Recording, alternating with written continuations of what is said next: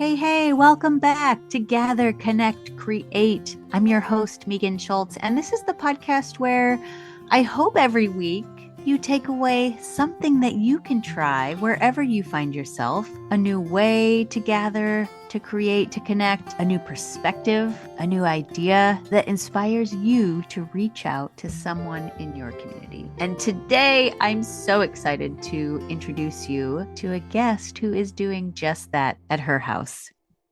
Today on the show, a dear friend of mine, Dorthy Kuhlke, who I have known for almost 14 years now. Dorthy and her husband were in our birthing class through Well-Rounded Maternity for our first kiddos. And boy, that is a whole nother episode on the importance of that kind of community for new parents, new moms and dads who have no idea what they're doing, who are overwhelmed, who are feeling very vulnerable.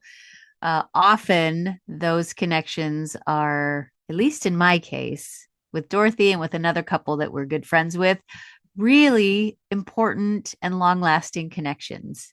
And we happened to be thrown together in this birthing class that aligned with all of our values in terms of the kinds of births we wanted to have. And so perhaps that's why we connected and stayed friends for longer than maybe in a typical hospital birthing class. But either way, it is a friendship that I value very much. And you could say, Megan, why this is just like Cream City Dreams. You're interviewing incredible women doing incredible things. And that is true. Dorthy is an incredible woman doing incredible things. But today we're talking specifically about one thing Dorthy does, and that is consistently, week after week, she is having dinner with the same family. They rotate houses, they switch up the menu, and of course, there are times, summer vacations, crazy work weeks that maybe they can't meet. But by and large, her family and this other family are sharing a meal together. And as soon as she told me about it, just loved this idea. Dorthy is the lower grade chair at Tamarack Waldorf School here in town. And that school is a beautiful community in itself. So it's no surprise to me that building community, gathering, and creating a village is something important to Dorthy. And so I hope that this conversation is something that at least gets you thinking, could I do something like this? Even if it's not every week, even if it doesn't involve food, is there a relationship or relationships that I could nurture a little more consistently than I do now? So I'm excited to introduce you to Dorthy to hear how she does this. Let's jump right in. Dorthy, hello. Hello. So good to see you. Thank you for coming on the podcast. Thank you for inviting me. Yes. So I wanted to have you on because as soon as you told me about this idea, and I've known about this for years now because you've been doing it for years, I just loved it. And we all have to eat dinner. We all have to eat dinner every night. And I love this idea of eating dinner in community week after week. So I want to just dive right in and talk a little bit about just where this idea came from in the first place and how you thought of it. Just tell our listeners what you do. So it's not my idea. We stole it.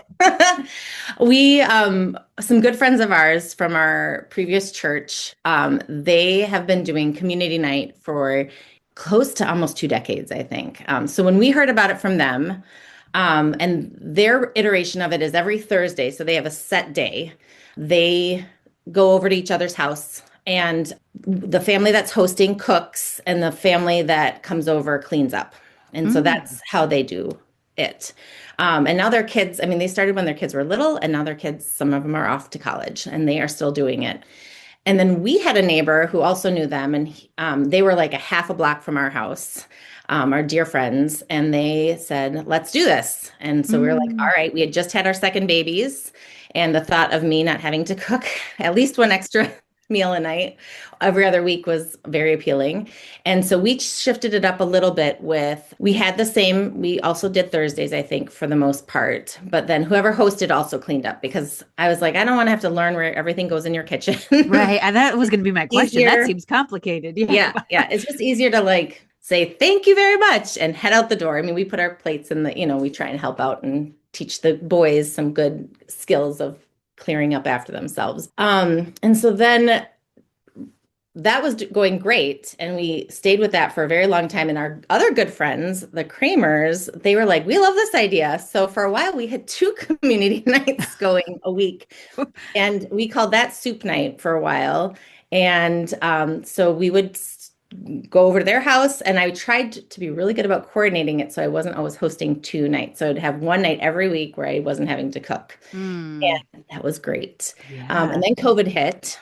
And the Kramers and Soup Night kind of dropped off. But because we were so close to our friends, the Grosses, we did takeaway community night. So we would still once a week make extra food and then they would come over, we would drop it off. And that was nice too, to kind of keep Yeah. that going. And then our dear friends, the Grosses, moved away and we were able to get back going with our friends, the Kramers. And so theirs is every week when we get together, we kind of decide what works best for us. So it's not a set night, which works a little bit better with, baseball schedules and other things. And now that kids are to high school with their events in the evenings. And so, but it's just such a lovely, it's something the boys are always asking me, like, when are we having community night? When are we going over there? The rules are, does not have to be like fancy by any means. It could be a pot of pasta, or whatever you're in the mood for. Usually there's always wine.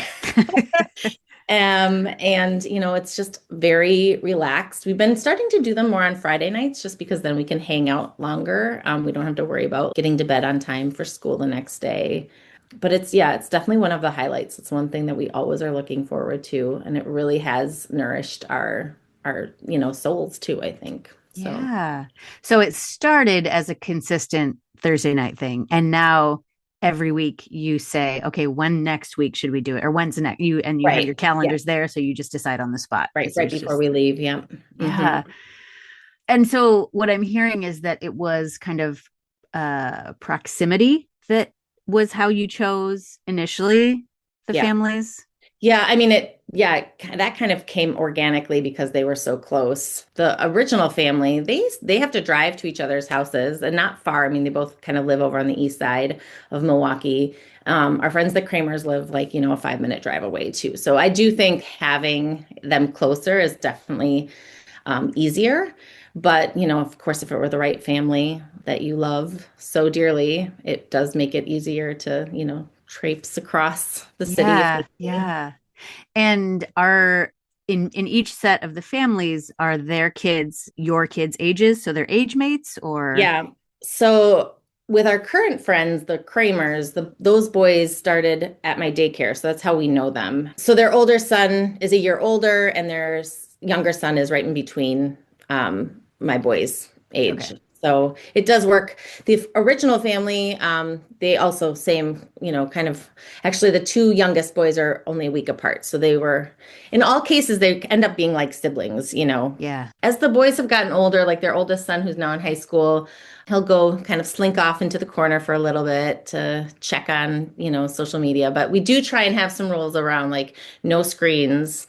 Sometimes there's some video games that start off, but then usually they're outside. We try and kick them outside. When we're at our friends, the Kramers' houses, Oscar's been really interested in building a fire out there. And then they're trying some like alchemy stuff where they're like melting metals. And so that really keeps them engaged and out of the house. Of course they are, these Waldorf children. Fire. It appeals to everyone. Yeah. Well, because it's interesting because knowing that I was having this conversation with you on the way to school this morning, I was talking to my kiddos and we couldn't, the question posed to them was, if we were going to do this, what family would we choose? And because there are three of them, it was like, we don't have a family necessarily that matches up where each kid, like we could find a family that would be totally fine for the two boys, but then my daughter would be left out.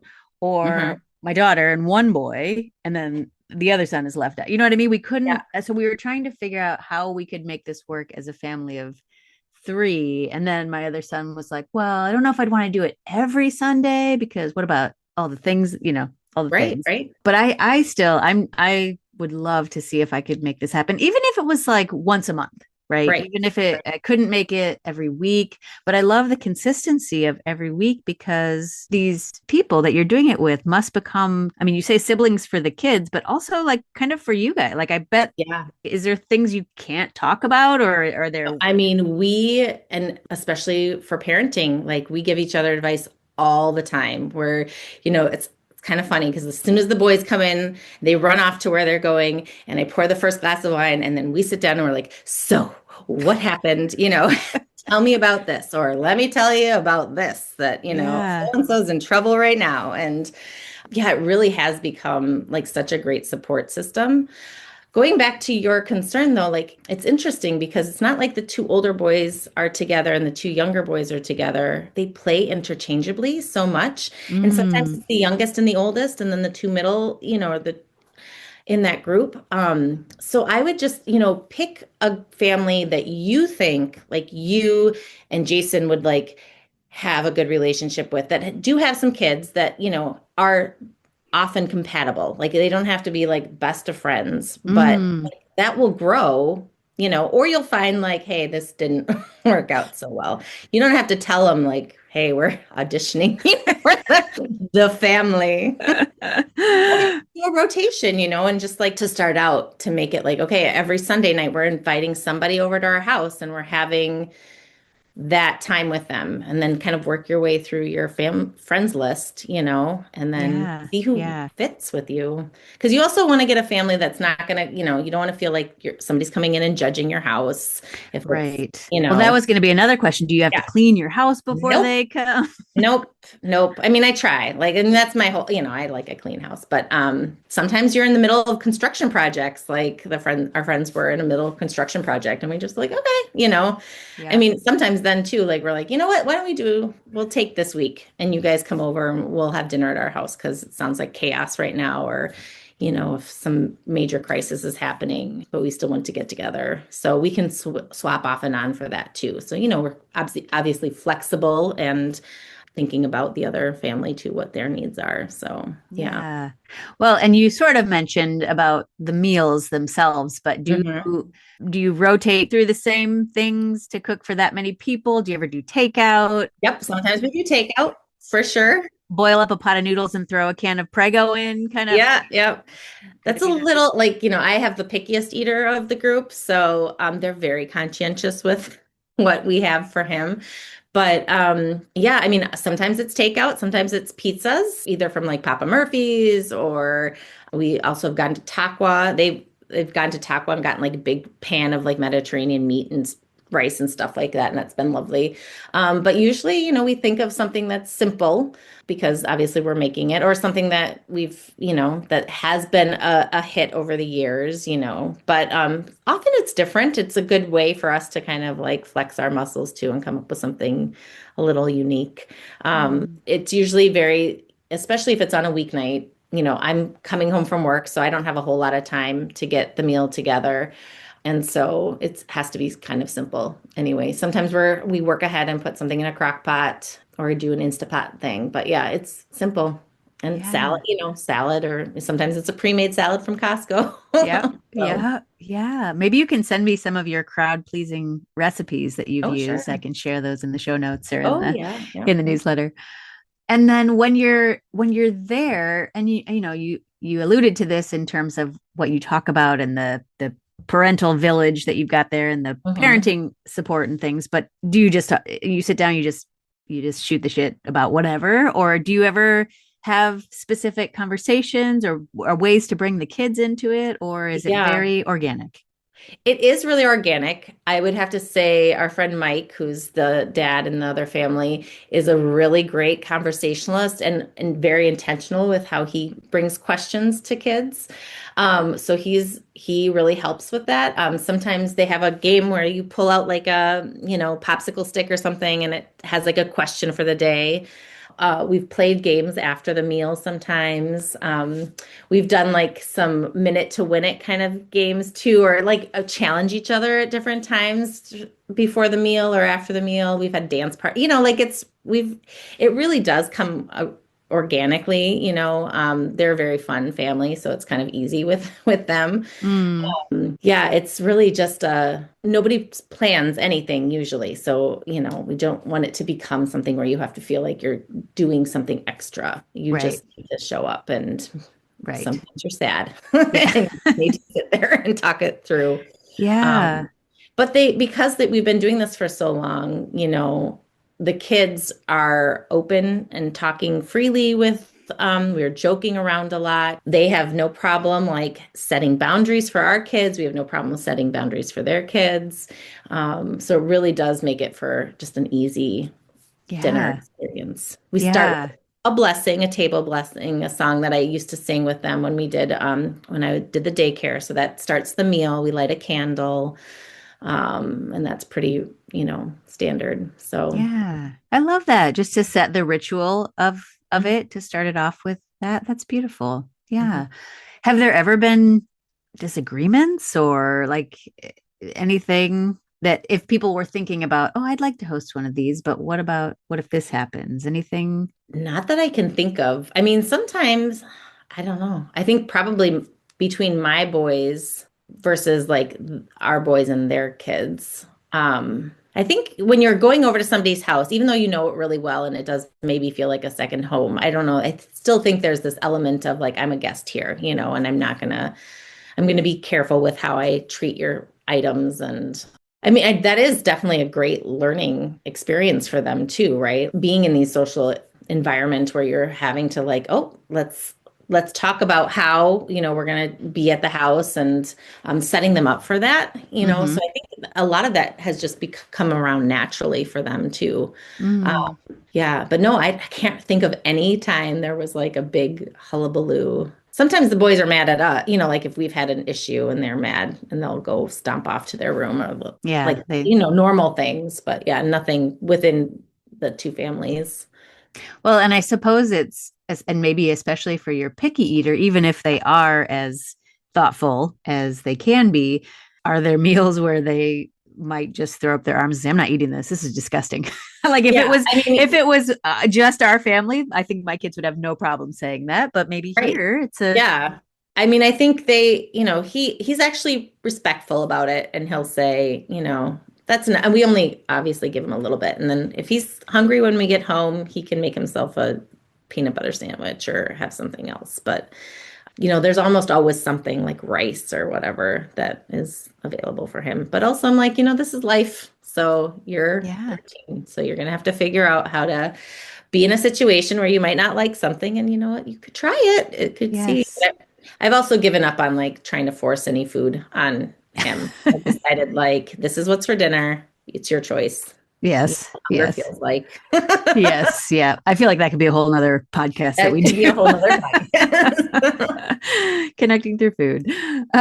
What would you do if and I think the pandemic sort of forced a stop for people, but what if you were into this and you were like, I just don't know that this is working anymore? Like would you be comfortable enough to say we just can't do it this week, or I think we need to tone it down? Or I don't even necessarily mean with your family right now and the Right, right, right. specifics, but like in general, does it Yeah. feel like it would ebb and flow naturally enough that you would? Yeah. I mean, it has for us with this current family, just with like summers and stuff, it's like, oh, okay, we'll see you guys in September when we can get back into the routine of things, or, we'll try and find time. But I think if something really kind of starts going south, well, first of all, like the intentionality behind it, right, is to have that community. So you're going to want to try and work through those challenges if they do arise. I can 100%, guarantee that not all of the couplings of families are going to be as easy as maybe this one is with ours. And I think you have to be careful with entering into something like this. You do want to be mindful of it. But I think I would imagine that if something really kind of went awry, it would probably dissolve organically, because I think people would just not feel comfortable unless somebody is like really like oblivious social skills wise, where you had to be like really blunt with them. Yeah. I think it would probably just disintegrate, and you would just kind of be like, okay, it's had its time and its place, because not you don't have to be friends with everybody ever Yeah. either, right? People come Yeah. into your life when you need them to, and then they move on and somebody else comes into your life too. So, Yes. Yeah. I love this. Is there anything I haven't asked that would be worth people knowing about that is a benefit or, something to think about if they were doing this themselves? yeah, it's become like when we tell other people about it, they're like, "Oh, that's really cool." And I do feel like some of it is pure luck with the people that we have this community with. Mm, But it really is something that like I do think is missing in our society right now, that connecting with people consistently, right? yes. Being Yeah. able to really know what's happening in a friend's life and know what they're going through on a week to week basis is just so great. Mm, Especially since like I'm just all over the place with work and I mean, I've also been really cutting down on social media a lot lately too. And I've found that I don't even want to post on social media because I don't want anybody like critiquing what's happening in my life at this point, whether or not it's good or bad. So I feel like I'm in a silo unless we go to somebody's house for an event or we're intentional about that gathering. So really having this other family that you're so connected with has just been lovely. yeah. It feels very organic with you guys too at your house. Yeah. And we always say we love to get together with you guys more whenever we are leaving. Like, oh, we gotta can't wait, make it I wait too know, long. I know. Well, when we were talking this morning in the car, I think your family is one of the families we could do this with. Maybe Yeah. Zoe wouldn't have a playmate, but she's got your two cats, so she would. Oh, for sure. But And I don't me think you being have like, any more nights of the week. right? Hey, I'd be open for it. You guys let me know. And we could start out slow every other week or whatever. Because yeah, you guys are busy too with all the sports Yeah. and yeah. Yeah, that is the hard thing too, is fitting it in and making that work with all the things. But I think you're onto something with the consistency and just Yeah. saying this is important. Right. It's like you have to, as a community, but as a family, you have to think about what are our values and what is important to us. Mhm. And Mhm. friendships and relationships and consistency and community and having that village for our kids and for ourselves. Because I Right. think we do a lot of thinking about are the kids okay, but hey, are we okay? And I feel like from our conversation today, I feel like this is key for your, you know what's the word, sanity, I don't know. Right. Right. And it doesn't even have to be a meal, right? You could meet up like for a walk every week or something too. I mean, the food is nice because you have to eat, but you could start off in another way too. Yeah. Something if somebody's intimidated by that idea. Yeah, yeah. Well, and it can be easy from what everything you were saying. It can be easy, or Mm, pick up pizza from Papa John's. right, I love it. right. Well, thank you, thank you, thank you for sharing this. I hope that people who are listening love this idea as much as I do and might consider trying it themselves, because I don't think from everything we've talked about, it doesn't have to be difficult. So, thank you, Dorothy. You're welcome. Thank you. Yes, and we'll get something on the calendar. Yes. Well, I said it when we jumped on the call, but we all have to eat dinner. And so, what a brilliant idea to share in that responsibility of cooking, yes, but also of being each other's village. I love this idea. I'm so happy that Dorothy could come on and talk to me about how she got this set up. I have been wanting to ask her these questions for a while because I just think it's a brilliant and simple way to build a community and create a network and bring together a village. Even if this doesn't have you reaching for your phone to call a family and invite them over for dinner at your house, I wonder if you just might think about your community, your friends, or the friends you would like to know better, and just ask yourself, who would I invite if I was going to do something like this? Who would my people be? Maybe there's somebody that comes straight to mind, and maybe it takes a little more thought or effort to think about who you would invite, who you would be comfortable sharing a meal with week after week. And maybe the challenge, if this is not something that you're set up for or want to do, even, uh, maybe the challenge is just to try one meal. Throw a pot of noodles on the stove, pick up a bagged salad and a loaf of bread and invite someone to share a meal with you. I think in this age of Instagram and Pinterest and sharing so much and having so much of our lives be on display, it feels like these kinds of things need to be fancy and formal and picture worthy, but they don't. If we nurture relationships with the people in our lives that we love and trust, it can be messy. We can show up with our messy selves, even if we're not having good days, even if the meal we cooked burns a little. Who cares? It's okay because we know we're going to be accepted regardless. And I love that this kind of consistent nurturing of a relationship is what makes that possible. If you're inspired by this episode and try it, I would love to hear how it goes. Please shoot me a text, send me an email. All of those can be found in the show notes. I would love to hear how this works for you.